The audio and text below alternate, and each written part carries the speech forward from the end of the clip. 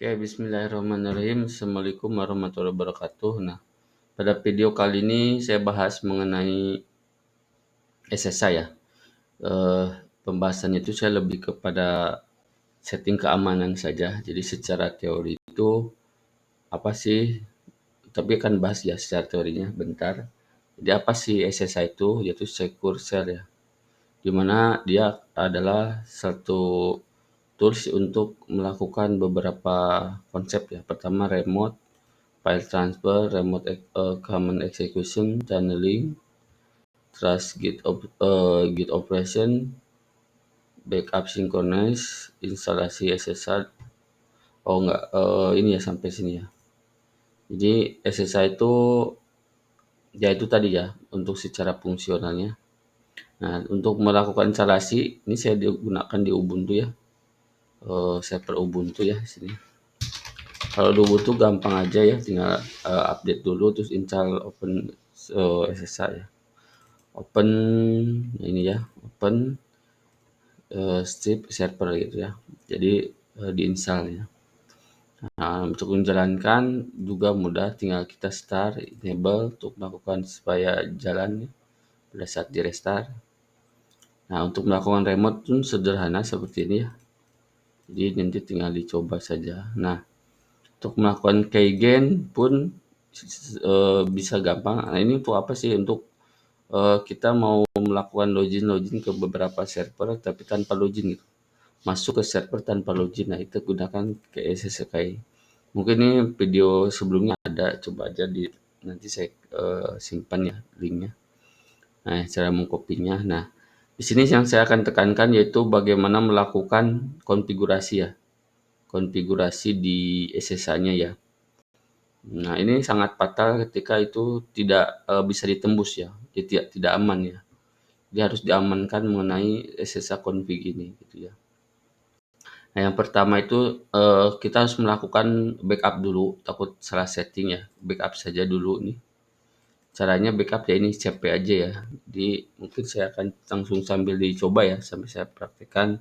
Di sini ada satu server Ubuntu ya. Kita lihat dulu.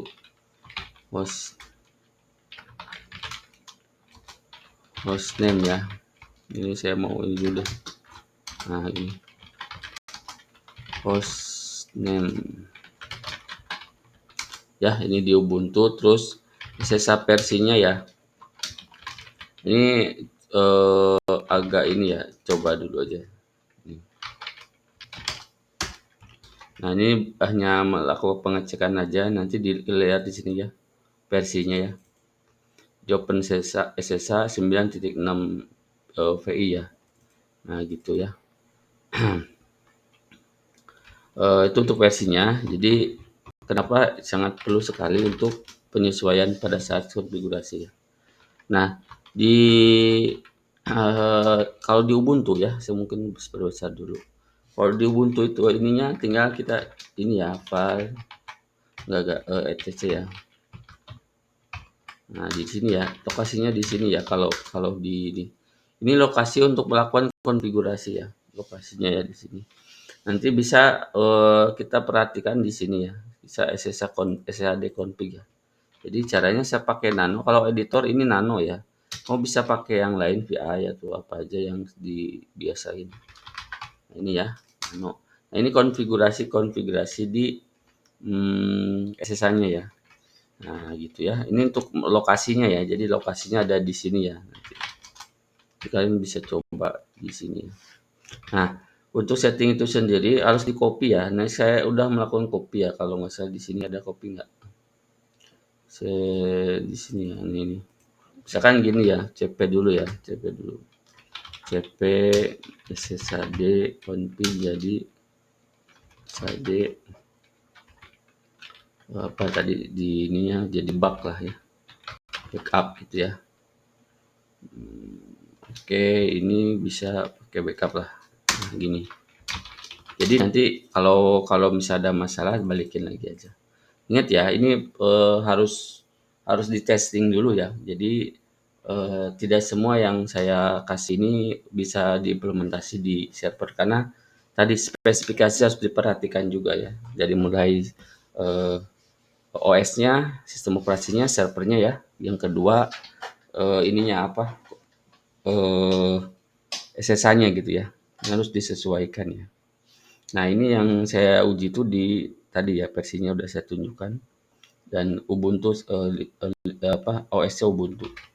Nah, udah di backup kalian mesti pertama harus diperhatiin nih ininya apa? eh, Kan kalau misalkan kita membuat SSH keygen ya, jadi itu ada nanti folder ini gitu ya. Nah, ini untuk melakukan edit ya. Contoh misalnya saya mau merubah permission yang ini. Itu beda lagi ya. Di sini ada namanya saya mau keluar dari sini ya. Saya mau keluar misalnya di sini ada here. Nah, di sini kan ada ya. Nah, ini harus benar permissionnya harus benar gitu ya. Nah, gitu ya. Jadi tinggal melakukan permission ini aja supaya dia apa namanya? Permissionnya aman gitu. Nah, kayak gini ya. Gini. Nah, ini terus autorisasinya. Jadi nanti dari server luar disimpan ke sini untuk key RSA-nya gitu ya. Ini permission-permissionnya aja gitu ya. Nah, kayak gini. Nah, harus dipastikan ini benar ya. Jadi nah ya. Jadi nah kita kan kalau misal usernya ini gitu ya, ada nanti di sini beberapa konfigurasi masing-masing user. Ini yang tadi perlu dirubah itu ini kan ya. Dicobanya jadi min AL ya. Jadi nanti keluar dia yang terhide itu. Nah, eh kalau masih bingung nanti tinggal komen aja. Mungkin bisa dibantu. Nah, ada konfigurasi yang lumayan penting banget ya. Nanti saya masuk dulu ke ininya ke servernya. Saya suka pakai root supaya bebas gitu ya. cc sshd ya. AD. Nah, gini posisinya di sini. Jadi balik lagi ya, takut masih bingung. Jadi di sini ya posisinya ya. Alamatnya tinggal klik enter. Nah, nanti kalau misalnya saya berurutan ya di sini port. Nah, port yang mau di custom ya. Port yang ingin kita rubah gitu. Kalau defaultnya kan 22, kalau default tuh gak usah dikasih ya, biar aja. Tapi kalau mau merubah itu kalian tinggal coba ganti aja ya dulu. Jadi nanti saya masukkan di bawah aja ini, jadi jangan nggak di atas. Saya mau copy itu ke bawah aja, ke bawah maksudnya ke file baris paling bawah. Nah, kayak gini ya. Nah, terus menonaktifkan root ya. Jadi kadang kita melakukan eh, eh, apa login ke SSH itu menggunakan root. Nah, itu berbahaya sekali supaya takutnya nanti di blueport gitu ya. Di blueport itu tentunya si si user root ini dicoba-coba gitu. Nah, ini kalau sampai tembus kan fatal ya. Jadi jangan dibolehin ya. Jadi user root itu jangan dimasukkan di low ya, di low ke SSH gitu ya. Jadi dinonkan aja. Ini saya copy aja. Jadi sebenarnya kalaupun nanti di atas tuh ada ya, nanti tuh ada ya permit apa gitu ya, permit rootnya ada. Cuman yang dari atas tuh dibuang apa maksudnya nggak diaktifkan ya. Saya paling atas. Ini ada semua di sini. Ya, tinggal contoh misalnya saya cari deh. Saya cari dulu ya nih. Kan dia kayak gini ya, nanti aktifin gitu. Nah, cuman daripada ngaktifin itu ini supaya ini di bawah udah dari bawah aja nah, gitu. Nah, terus ada low ya. Nah, ini user-user yang dibolehin ya. Nah, untuk yang user ini jadi eh, lumayan penting juga ya karena yang boleh masuk tuh user AB gitu misalnya user 1, user 2, nah, user 3-nya enggak. Nah, ini jadi sebuah pengamanan juga ya di SSH ya. Mana user yang dibolehin gitu. Misalnya sekarang kan saya ASDF ya. Kalau root tuh jangan dimasukin root tuh ya jangan ya.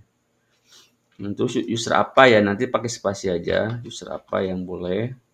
Nah ini disimpan ya, tadi saya menyimpan, nah kayak ini Ctrl O ya, Ctrl O, kalau di nano ya Ctrl O, enter gitu ya, itu menyimpan.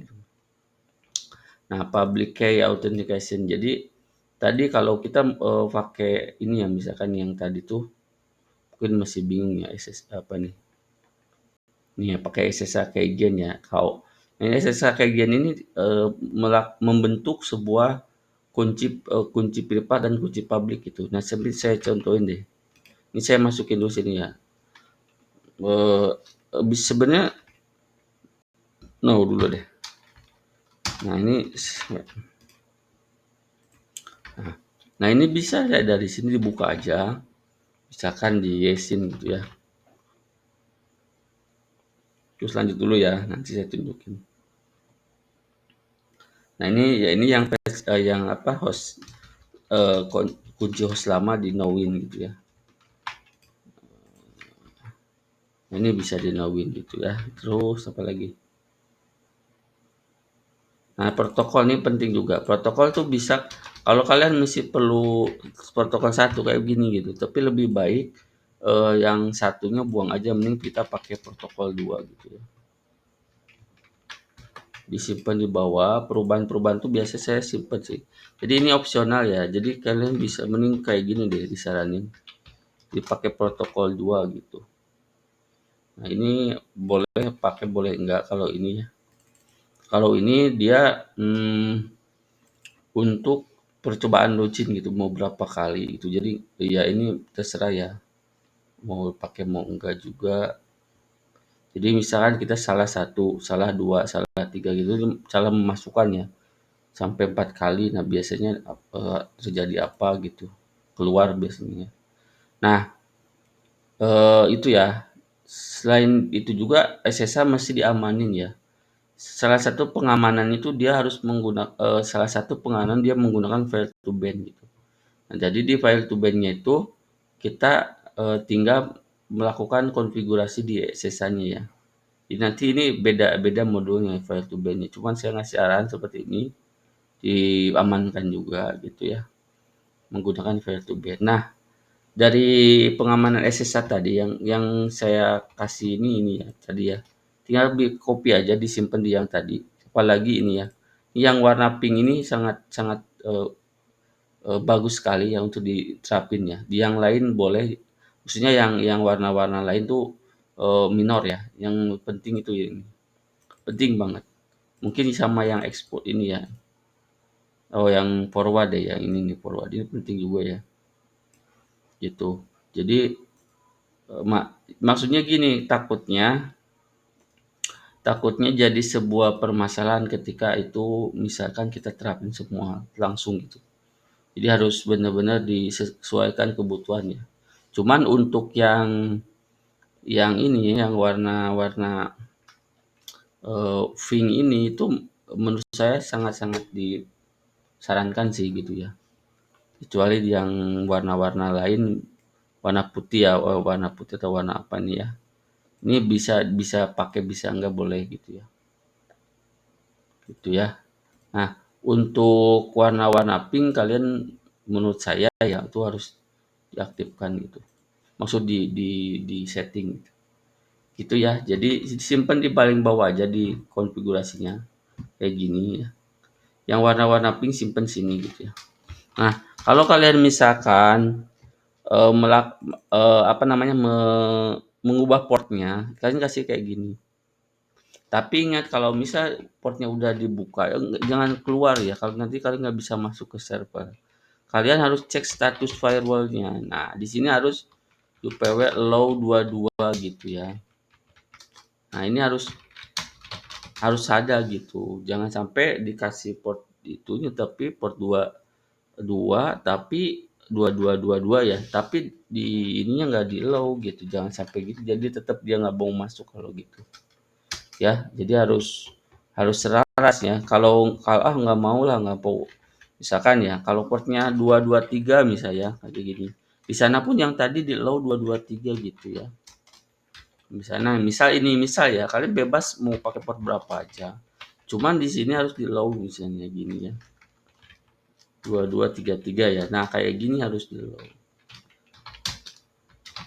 Nah, di sini sambil mungkin saya arahin juga untuk firewall itu harus port-port yang memang penting banget ya. Ini kalau nggak penting jangan dimasukkan ke sini. Kayak misalkan tadi ya nih, nggak dipakai kan, ini hapus aja gitu. Cara menghapusnya mungkin nanti di SSA ya, modul SSA, video SSA bisa dicari gitu ya. Itu ya. Nah, untuk 80 pun kalau kalau bisa jangan dipakai ya 80, pakai SS443 ya. Supaya lebih kuat gitu pengamanannya. Jadi 80 udah jarang dipakai. Maksudnya jarang tuh untuk publik ya. Kalau di lokal mungkin kalian bisa ya.